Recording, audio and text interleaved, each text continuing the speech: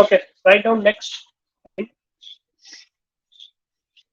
Magnetic field due to a toroidal magnetic field due to a toroidal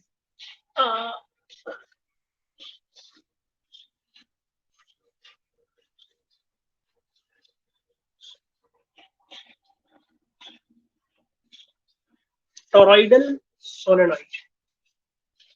Magnetic field due to a toroidal solenoid.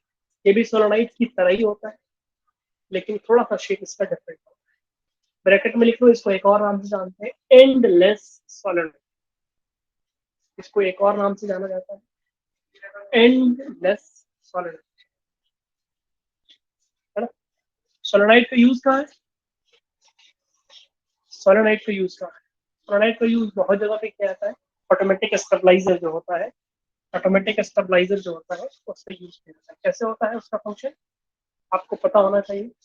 Automatic stabiliser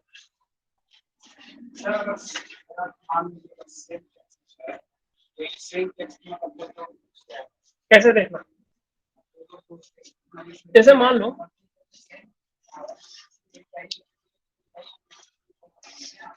कि यहाँ पे मैं बताता हूँ, थोड़ा सा इंटरेस्टिंग है.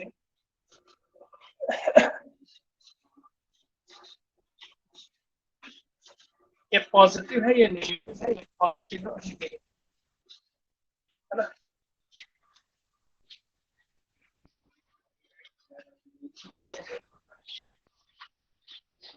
ठीक है, ये हम मान सकते हमारा बेस है, मतलब बाहर से लाइट आती है ट्रांसफार्मर से, और ये हमारा जनरेटर, इलेक्ट्रिक जनरेटर,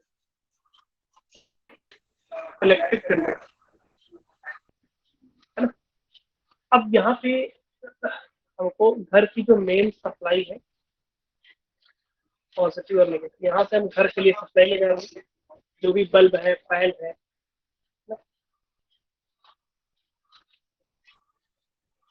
बल्ब है या फैन है, जो भी हमको यूज.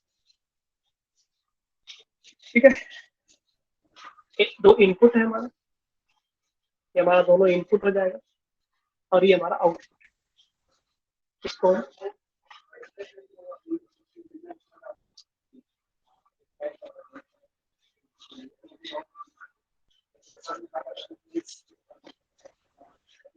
आउटपुट है, ये हमारा इनपुट. समझ आ रहा है, इनपुट और आउटपुट. तो सोलेनॉइड का यूज कैसे करते हैं, देखिए. बेसिकली यहाँ पे क्या होता है कि अगर हम यहाँ पे इसका नेगेटिव और पॉजिटिव, नेगेटिव वाला कोई दिक्कत नहीं, नेगेटिव वाला हम यही यूज कर लेते हैं, कोई दिक्कत की बात नहीं है. नेगेटिव वाला हम इसको नेगेटिव कर दो, इसको पॉजिटिव कर दो, इसको नेगेटिव करो. तो नेगेटिव वाला हम डायरेक्टली यूज कर लेते हैं, है ना. इसका नेगेटिव यूज नहीं करते, पॉजिटिव यूज करते हैं. इसका पॉजिटिव इधर आया. अब ये दोनों कंबाइन करके हमको एक मिलेगा, मतलब कोई एक ही अटैच होना चाहिए, ये या फिर ये. अगर इसको हम अटैच करेंगे तो ये हमारा हट जाना चाहिए, क्योंकि पॉजिटिव इसको सप्लाई हो रहा है, नेगेटिव वाला डायरेक्ट होता है. और अगर जनरेटर को हम हटा दें तो हमारा मेन सप्लाई हो, दोनों एक साथ नहीं कनेक्ट कर सकते, काम गड़बड़ हो जाएगा. ठीक है, कोई एक अटैच होना है.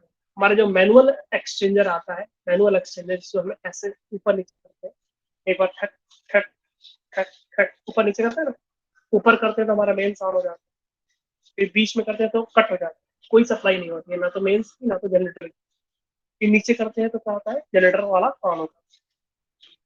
ठीक है, देखना ऐसे ऐसे कभी किया कि नहीं किया, कुछ किया लाइफ में कि नहीं कभी, कुछ भी नहीं, कुछ भी नहीं किया. कुछ लोग किए होंगे, कुछ लोग अगर 50 स्टूडेंट अगर है तो उसमें 2 4 5, बाकी सब तो न्यूट्रल है, इसके अंदर कोई एनर्जी नहीं, कुछ नहीं करते, ना पढ़ते ही है ना कोई काम ही करते. ना घर वाले सोचते हैं, घर वाले सोचते हैं कि पढ़ रहे हैं, देखा है. ठीक, सिर्फ देखा, चलो अच्छी बात, कम से कम किसी ने देखा भी. तो कुछ लोग तो पता ही नहीं होगा मैं क्या बात कर रहा हूँ, एक्सचेंजर क्या होता है, पहली बार नाम सुन रहा हूँ. कुछ नहीं करते, ना पढ़ते ही, ना पढ़ने ही में है अच्छे, और ना काम ही करने देते और ना कुछ जानते भी। इसको कहते हैं ना न्यूट्रल, एकदम कोई मतलब नहीं, सिर्फ सोना काम है, उसके अलावा कोई व्हाट्सएप पे चैटिंग करना और गेम खेलना, इसके अलावा कोई काम ही नहीं।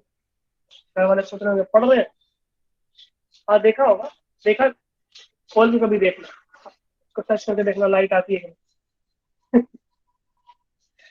ऐसा मत कर लेना, टच करके नहीं देखना है। सिर्फ आपको क्या भरोसा, कोई टच करके देख लेना के बाद में सही सर फंस जाए कि आप ही ने कहा था। हो सकता है यार, ऐसे ही बेवकूफ लोग होते हैं, उनको क्या पता है इलेक्ट्रिसिटी क्या होती है। ठीक है चलो, यहाँ तो बात आ गई उसके यूज की, तो बताता वैसे बताता होता तो नहीं होगा किसी, क्या पता बताते, कोई यूज ही नहीं होगा। देखो अब क्या होगा कि हमको आउटपुट में एक चाहिए,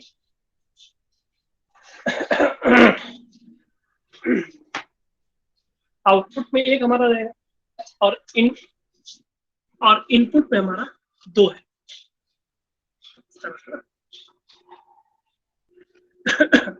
क्या करते हैं, यहाँ पे एक सोलेनाइड होता है और यहाँ पे एक हमारा सोलेनाइड होता है ना। यहाँ पे एक लगा देते हैं हम, क्या, यहाँ पे एक हम लगा देते हैं मेटल मेटल की स्ट्रिप, है ना, इसको हम इससे कनेक्ट करते हैं। और यहाँ पे एक स्ट्रिप लगाते हैं और एक यहाँ एक स्ट्रिप लगाते हैं, इसको इससे कनेक्ट करते हैं, इसको इससे कनेक्ट करते हैं, इसमें से लेके इस सोलेनाइड को चलाते हैं, है ना, इस सोलेनाइड को इसमें से लेके इस सोलेनाइड को चलाते हैं। मेटल स्ट्रिप दो लगी होती है, एक इधर एक इधर। ये वाला जो मेटल स्ट्रिप है, यानी आउटपुट वाला, किसी एक से टच होगा, इनपुट के मेन से या इनपुट के इलेक्ट्रिक जनरेटर से, है ना, depending upon the strength of the magnetic field. समझ आ रहा? तो यहाँ पे तो इस तरह का मेटल बना होगा, ये भी क्या करेगा, इसमें कुछ मैग्नेटिक फील्ड बनेगी, मैग्नेटिक सॉरी सोलेनाइड में मैग्नेटिक फील्ड बनेगी, जिससे क्या होगा, ये इसको अट्रैक्ट कर लेंगे, है ना। ये अगर इसमें लाइट है तो ये ऑन हो जाएगा, इससे क्या होगा, मेटल इससे टच हो जाएगा। अगर आगे इसमें आई तो क्या होगा, इधर टच हो जाएगा, है ना। तो ये मैग्नेट क्या करता है, मेटल अट्रैक्ट हो जाता है, जिधर की तरफ लाइट होगी, इधर चाहे इधर, वो ऑटोमेटिक हो जाता है। बोल भाई, कोई डाउट इसमें? इसका अरेंजमेंट मैं पूरा नहीं बता रहा हूँ कि इसका पूरा इस तरह से अरेंजमेंट कैसे होता है, एक मोटी मोटी चीजें बता रहा हूँ आपको। नो डाउट आशीष पांडे, ठीक है। और किसी को कुछ क्लियर हुआ?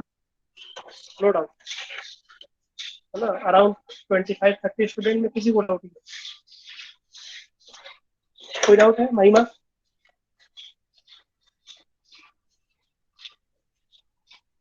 कल रिपेयर किया तो चलो अच्छी बात है। कुछ इस तरह का स्ट्रक्चर होता है, मैं एकदम एग्जैक्ट नहीं बता रहा हूँ, बस ओवरव्यू दे रहा हूँ आपको। अगर आप चाहो तो इसको, ऐसा नहीं है कि आपके पास हो ही स्टेबलाइजर, ऑटोमेटिक स्टेबलाइजर, तभी आप देख सकते हो, गूगल पे सर्च करके आप इमेज भी देख सकते हो, कोई डाउट नहीं है। डाउट यहाँ पे होना चाहिए था क्या, कि अगर दोनों में आ जाए एक साथ तो, क्योंकि पढ़ ही नहीं रहे, मन लग ही नहीं रहा पढ़ने। अगर दोनों में एक साथ आ जाए तो क्या होगा, ऐसा भी तो पॉसिबल है कि नहीं। ये क्वेश्चन होना चाहिए, इतने सारे स्टूडेंट में से कम किसी को तो पूछना चाहिए था कि सर अगर दोनों में आ गया तो क्या हो। लेकिन न्यूट्रल है ना, कोई फेस है, कोई फेस ही नहीं, ओनली न्यूट्रल है आपके पास, इनएक्टिव मोड। दोनों में आ गया तो क्या होगा, जिसकी स्ट्रेंथ ज्यादा होगी वो भी कैच कर पाएगा। ठीक है, कोई दिक्कत वाली बात नहीं, जिसकी स्ट्रेंथ ज्यादा होगी वो उसको कैच करेगा, ये ऑटोमेटिक स्टेबलाइजर होता है। ठीक है, ऐसे अगर 3-4 हो गए तो उसको उस तरह से डिजाइन किया जाता है, बीच में रख के, कि उस तरह से उसको डिजाइन किया जाता है कि जिसकी स्ट्रेंथ ज्यादा होगी वो किसी एक में ही टच होगा और किसी एक को ही वो आउटपुट में देगा। समझ में आई बात? यहाँ से आपको समझ में आना चाहिए ये ये फुल्ली मैकेनिकल, ये जो वो बन गया, क्या नाम है कि डिजाइनिंग है, इसको मैकेनिकल, इलेक्ट्रॉनिक भी आता है ना। इलेक्ट्रॉनिक में क्या होता है, इलेक्ट्रॉनिक में हम ट्रांजिस्टर्स का यूज करते हैं, ट्रांजिस्टर्स का यूज, आईसीज का यूज करते हैं। और नया जो आपका वो होता है क्या नाम है, माइक्रो कंट्रोलर का, माइक्रो कंट्रोलर, है ना। माइक्रो कंट्रोलर क्या कहता है कि एक साथ कई सारे इनपुट को लेता है और उसको प्रोसेस करके हमको एक आउटपुट देता है। यहाँ तो दो इनपुट था, एक आउटपुट था, यहाँ पे कई सारे, कभी कभी 8-10, कभी कभी 4, कभी 6। तो आप जब सिंपल सा माइक्रो कंट्रोलर यूज करते हो तो उसमें 4 या 8 इनपुट्स होते हैं और एक कोई आउटपुट होता है। समझ आया? प्रोग्रामिंग कैसे करते हैं, रोबोट कैसे चलता है, रोबोट कैसे चलता है, रोबोट ऐसा थोड़ी नहीं कि बस कर दिया चलने लगता। कोडिंग कैसे होती है, कई सारे इनपुट्स होते हैं, उनका एक कोई आउटपुट होता है। तो उसको कैसे चलना है, फॉरवर्ड चलना है, बैकवर्ड चलना है, चलेगा तो फॉरवर्ड या बैकवर्ड, मोटर एक ही है ना। लेकिन उनको सेंस मिल रहा है, कई सारे के सेंसर, कई तरह के सेंसर्स, वो सारे सेंसर्स अपना अपना वर्क करते हैं, आउटपुट में हमको एक ही चाहिए, आगे बढ़ना है या पीछे हटना है या कहीं नहीं जाना। आउटपुट हमको एक मिलता है। सेंसर्स बहुत सारे लगे होते हैं, कई टाइप के सेंसर्स होते हैं और सब अपना अपना इनपुट देते हैं। उन सब की प्रोसेसिंग होती है according to the coding. Computer coder जो होता है, जिसको हम कंप्यूटर इंजीनियर कहते हैं, वो कंप्यूटर कोडर कैसे कोड करता है, कंप्यूटर इंजीनियर कैसे उसको कोड करता है, वो अकॉर्डिंग टू दैट प्रोग्राम वो अपने आप को परफॉर्म करेगा। समझ आया? तो छोटी छोटी बातें बहुत डिटेल हो जाएगा उसमें, बहुत डिटेल भी बता सकता हूँ इसमें कंप्यूटर प्रोग्रामिंग के बारे में। लेकिन फिलहाल हम लोग बात कर रहे थे स्टोरॉइड की। स्टोरॉइड का भी यूज होता है ना, स्टोरॉइड का भी यूज होता है। स्टोरॉइड का क्या यूज है पहले पढ़ लेते हैं, उसके बाद उसका यूज की बात। देखो स्टोरॉइड, ये इसको हम एंडलेस सॉलिडॉइड कहते हैं। स्टोरॉइड और एंडलेस सॉलिड, सेम स्ट्रक्चर उसका ऐसा ही होता है ना। आप पहले रफ छोटा सा बना लेना, ऐसे होता है, ऐसे एक वायर इन होता है, ऐसे ऐसे, मतलब जो सोलेनाइड होता है उसी को हम सर्कल में बेंड कर देते हैं। तो इसको बोला जाता है क्या, रफली एक बनाना ऐसे छोटा सा, क्या बोलते हैं इसको, इसको बोलते हैं एंडलेस सोलेनाइड, या इसको हम टोरॉइड, सिंपल टोरॉइड या टोरॉइडल सोलेनाइड भी कह सकते हैं। ठीक है। अब क्या हुआ कि इसको सेम वैसे ही किया गया, कैसे, जैसे कट किया गया था आपने सोलेनाइड के, जैसे आपने कट किया था, सेम उसी तरीके से इसको भी हम कट करेंगे। कैसे कट करेंगे, इस तरह से, ट्रांसवर्स, इस तरह से। ठीक है। तो देखो, कट करेंगे तो आपको कैसा स्ट्रक्चर मिलेगा, आपको कुछ इस तरह का स्ट्रक्चर मिलेगा।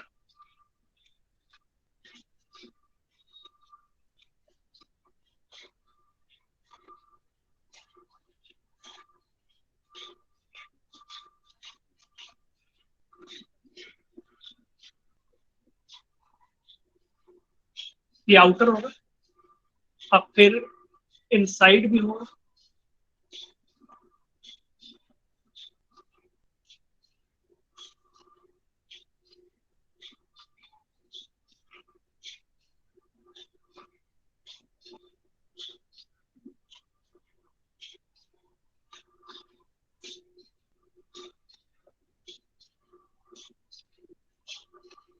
है ना। अगर बाहर वाले में इन हो रही है, क्रॉस लगा दे रहा हूँ, इन,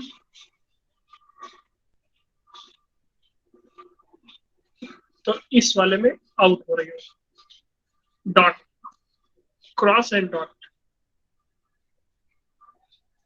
तो बड़ा फिगर बनाओ, बनाओ, तो बड़ा फिगर बनाना।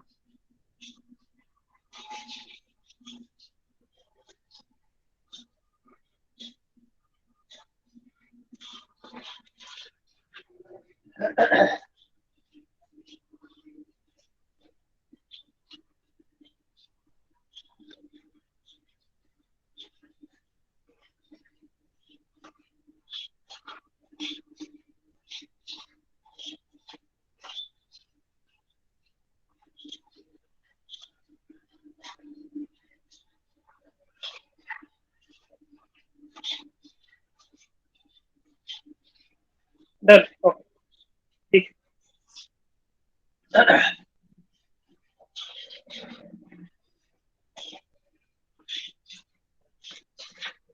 तो सबसे पहले इसमें कई इसके वो हो सकते हैं, पोर्शन हो सकते हैं।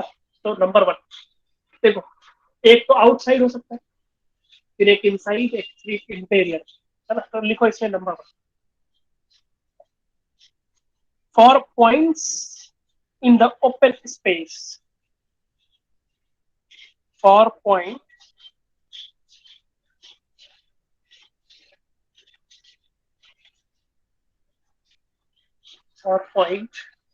in the open space interior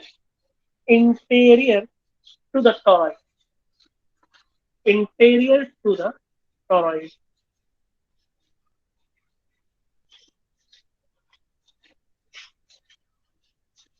interior to the toroid का मतलब हुआ ये वाला पोर्शन, इंटीरियर, इसको इंटीरियर, इंटीरियर एक्सटीरियर होता है, इंटीरियर ये वाला, इसके अंदर कहीं अगर हमको रहना, let us suppose this is the centre, ठीक है। ध्यान रखना, ये हमारा क्या है, let us suppose capital R1, और इसकी जो रेडियस है let us suppose capital R2, है ना। अब इनसाइड किसी पॉइंट की बात करते हैं, इस पॉइंट P पे अगर हमको निकालना हो तो क्या करेंगे, एक एम्पियर सर्किट ड्रॉ करते हैं, कंप्लीट द फिगर, एक इंटीरियर सर्किट हम ड्रॉ कर देंगे, ये वाला P पॉइंट।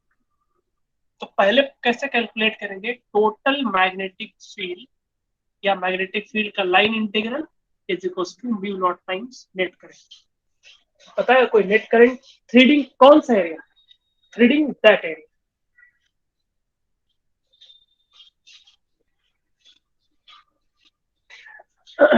कोई करंट पास हो रही है इससे,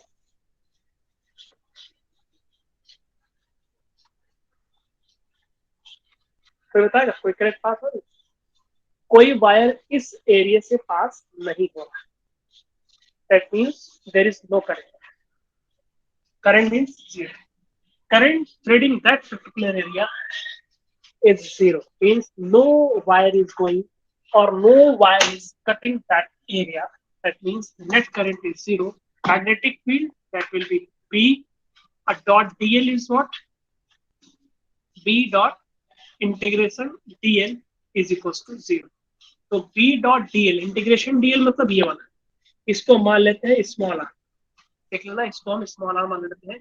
तो टोटल सर्कुलर एरिया कितना हो जाएगा, 2 πr equal to 0, B is equal to 0, है ना। यानी कि सेंटर से जो हमने सर्किट लिया उसकी जो डिस्टेंस है, उसकी रेडियस जो है दैट इज स्मॉल आर, तो हो जाएगा हमारा क्या,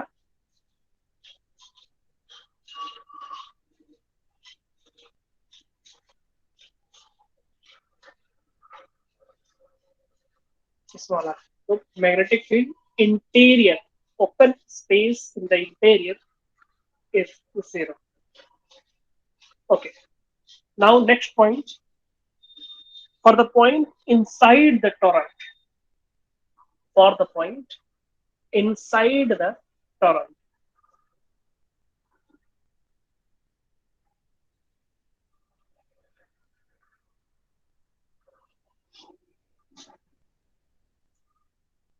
आप चाहो तो दूसरा फिगर बना सकते हो, दूसरा फिगर कैसे बनेगा, इसी तरह का स्ट्रक्चर बनाओ, जल्दी बनाओ फटाफट,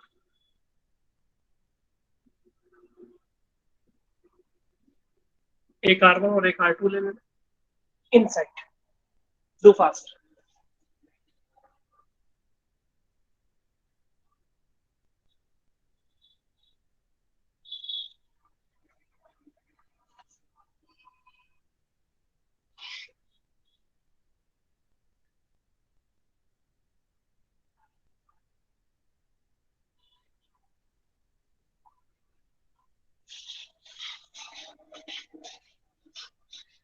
ओके, अब देखो इनसाइड इसी ये वाला यानी इनके बीच में ये पोर्शन दिख रहा है, जो ये वाला, ये पोर्शन दिख रहा है, ये पोर्शन, इसके इनसाइड कहीं एक पॉइंट ले लो कोई भी, यहां से यहां तक आर मान लो, यहाँ स्मॉल आर,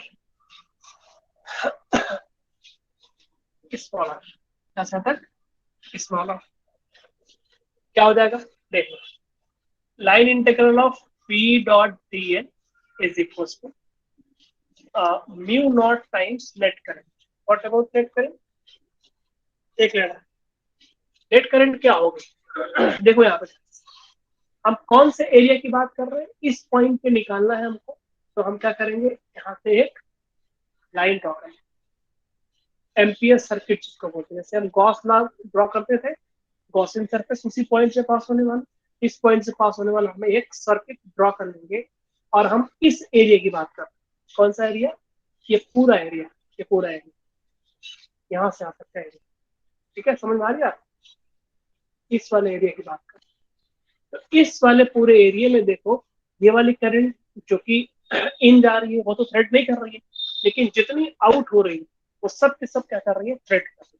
अगर टोटल टर्न्स एन हो तो बताओ टोटल करंट जो थ्रेड कर रही होगी वो एन आई हो जाएगी कि नहीं हो जाएगी?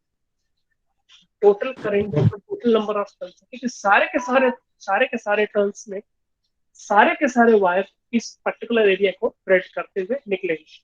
इसलिए हम बोलेंगे टोटल करंट या net current threading that particular area will be Ni. Okay. Now magnetic field is constant and dl 2 pi r 2 pi r mu naught, ये mu naught है जाना, mu naught n I है ना। B is equals to mu naught n upon 2 pi r I। ये formula हो सकता है, और इस फार्मूले को हम ऐसे लिख सकते हैं, म्यू नॉट टाइम्स एन आई।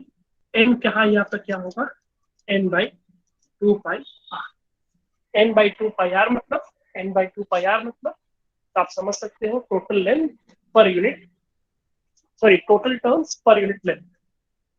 आप समझ सकते हो कि इसमें n equal to two pi r क्या है, नंबर ऑफ टर्न्स या total turns per unit length. इसमें लेंथ कितनी हो गई, टू पाई आर। उसमें लेंथ कितनी थी, आर। इसमें लेंथ कितनी हो गई, टू पाई आर। देख लो, कोई दिक्कत तो बताओ।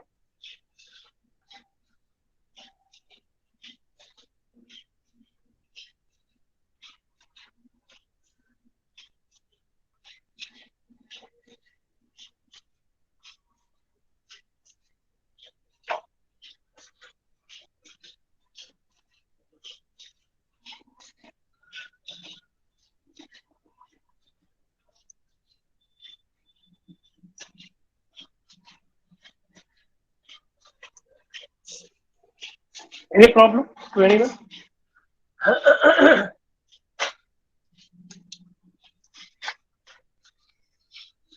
यस नो, जो भी हो बताओ फटाफट।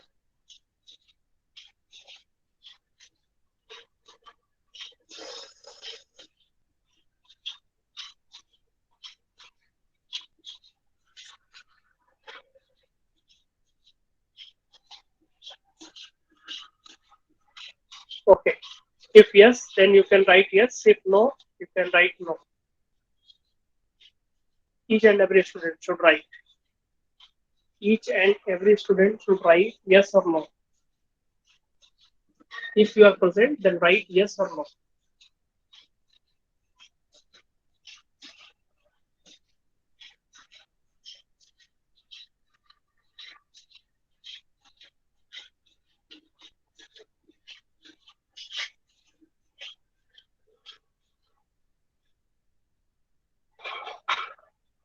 Okay.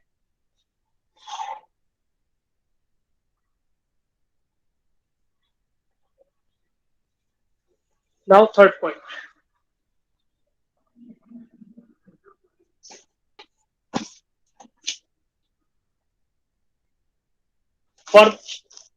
For points in the open space, for point in the open space exterior to the toroid.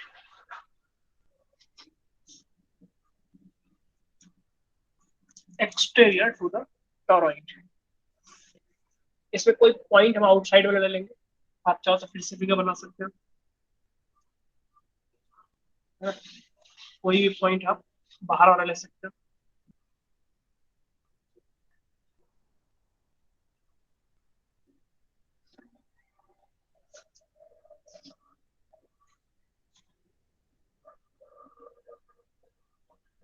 कोई बाहर का कोई पॉइंट ले लो यहाँ से, स्मॉल आर, ये पी पॉइंट है। तो इससे हम क्या बनाएंगे, एक ओपन सर्किट बनाएंगे।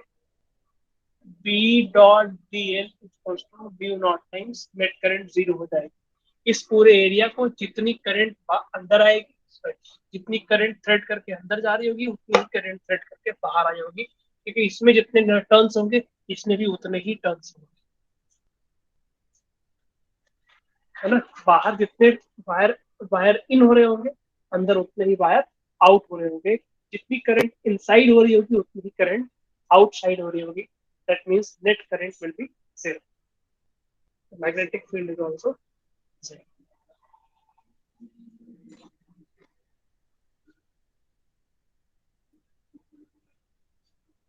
Same way magnetic field is zero. समझ में आ गया? थोड़ा स्पीड कम हो गई है, ब्लर हो रहा होगा, लेकिन आप समझ सकते हो।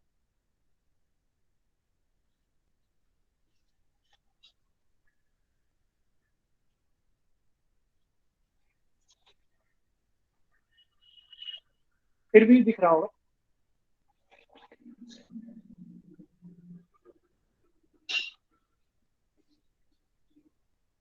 ओके, अभी तो कोई डाउट? यहाँ पे देखो R1 और R2 का कहीं क्या यूज है, लिख लेना यहाँ पे, small r is equal to R1 plus R2 by two. R2 और R1 एवरेज मिडिल पॉइंट, है ना। स्मॉल दोनों के लिए मैग्नेटिक फील्ड, ये ध्यान रखना, मैं बाहर लिख रहा हूँ थोड़ा सा। Magnetic field for both toroid and solenoid is mu naught times n I.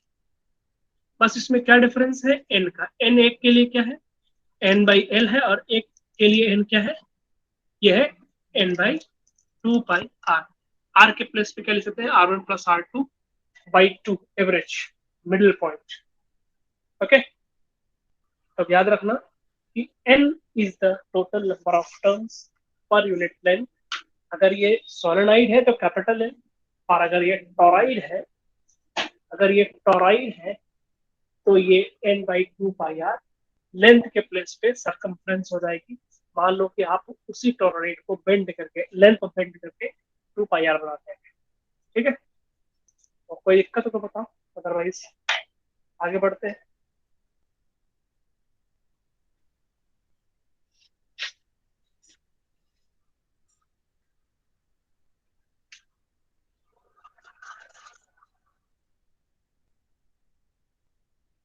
Clear to all?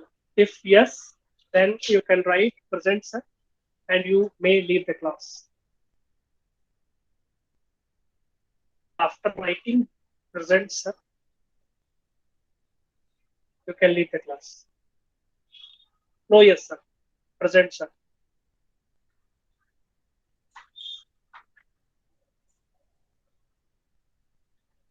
After writing present sir, you can leave the class. Thank you.